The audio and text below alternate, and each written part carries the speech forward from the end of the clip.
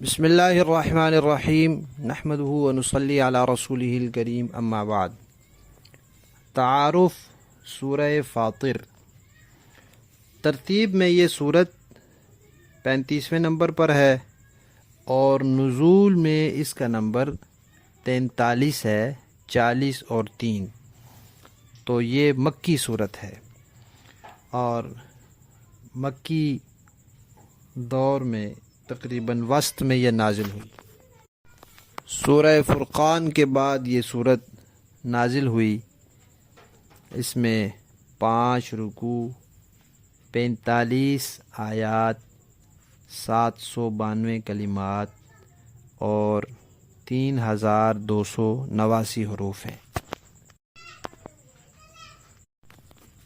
پچھلی صورت میں اللہ تعالیٰ کی صفات کا تذکرہ تھا، اس صورت میں بھی اللہ تعالیٰ کی صفات کا تذکرہ ہے، اور پچھلی صورت میں آمنا بہ کا تذکرہ تھا کہ کفار کہیں گے ہم اللہ پر ایمان لائے، لیکن اس وقت کا ایمان لانا کوئی فائدہ نہیں دے گا۔ تو اب اس صورت میں یہ بتایا ہے کہ اس دنیا میں ایمان فائدہ دیتا ہے۔ ایمان کن چیزوں پر لانا ہے؟ تو ایمان کی بنیادی چیزیں بتائی ہیں، توحید، رسالت، قیامت اور قرآن پاک کی صداقت وغیرہ۔ اس صورت میں اللہ تعالیٰ نے توحید کا عقیدہ مختلف انداز سے ثابت کیا ہے، اور توحید جب ثابت ہوتی ہے تو شرک کا بطلان ہوتا چلا جاتا ہے۔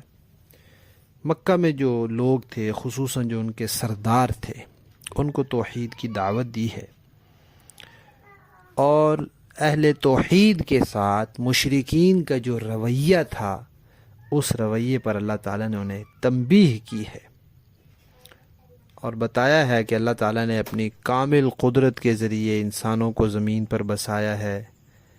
پھر انسانوں کے لیے جیسے اللہ نے زمین پر جسمانی ضروریات کا انتظام فرمایا، ایسے ہی روحانی ضروریات کا انتظام بھی فرمایا۔ روحانی ضروریات کے انتظام کے لیے اللہ نے انبیاء بھیجے، کتابیں بھیجی، اور وہ انبیاء تک جو پیغام اللہ کا آتا تھا وہ فرشتے لاتے تھے، تو فرشتوں کے ذریعے اللہ نے یہ پیغامات بھیجے۔ اور پھر جب اللہ کا پیغام آ گیا تو پھر آگے لوگوں کی 2 قسمیں ہو گئیں، کچھ ماننے والے تھے، کچھ نہ ماننے والے تھے۔ ماننے والے سعادت مند کہلائے، نہ ماننے والے بدبخت ٹھہرے۔ دنیا میں تو کچھ مشقتیں ماننے والوں کو برداشت کرنی پڑیں، لیکن آخرت میں ان کے لیے بہت بڑا اجر ہے، ہمیشہ کا آرام ہے، اس سے بڑی کوئی سعادت نہیں ہے۔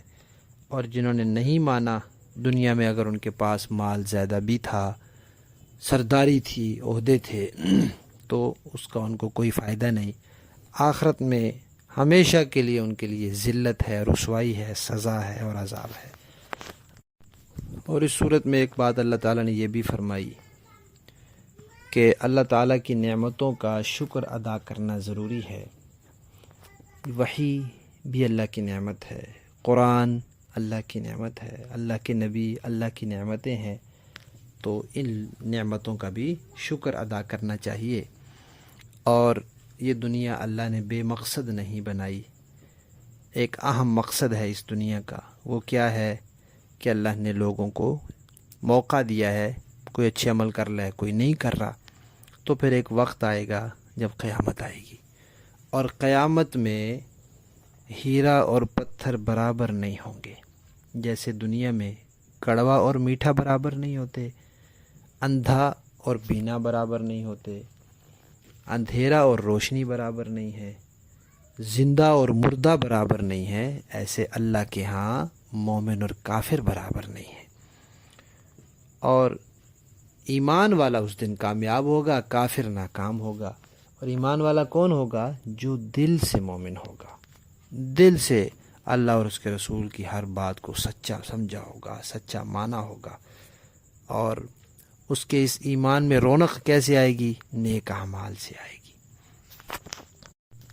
اس صورت میں اللہ تعالیٰ نے مشرکین کو یہ تنبیہ بھی کی ہے کہ تم خود کہا کرتے تھے کہ اگر ہمارے پاس کوئی خبردار کرنے والا آ جائے، کوئی ڈرانے والا آ جائے، تو پچھلی امتوں کے مقابلے میں ہم زیادہ ہدایت کے راستہ اختیار کرنے والے ہوں گے۔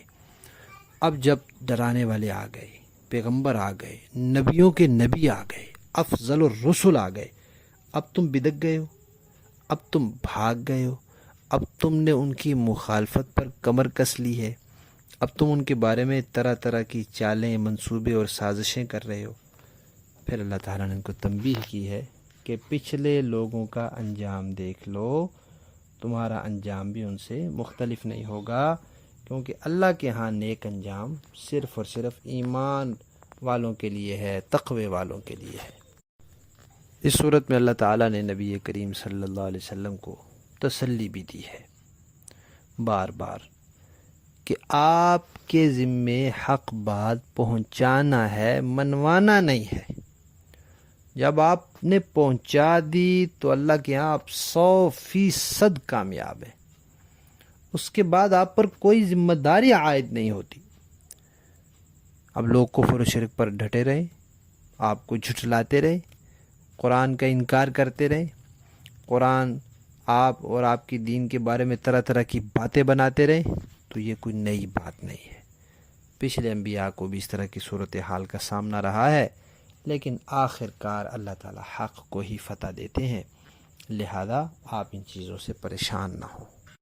اس صورت میں توحید کے دلائل بیان کرتے ہوئے اللہ تعالیٰ نے یہ حقیقت انسان کو سمجھائی ہے کہ اس کائنات میں ذرا دیکھو، چاروں طرف اللہ کی قدرت کی نشانیاں ہیں۔ اتنی بڑی قدرت کے مالک اللہ تعالیٰ، ان کو اپنا نظام چلانے کے لیے کسی کی مدد کی کیا ضرورت ہے؟ اور یہ اتنا بڑا نظام اللہ تعالیٰ نے بے مقصد نہیں بنایا۔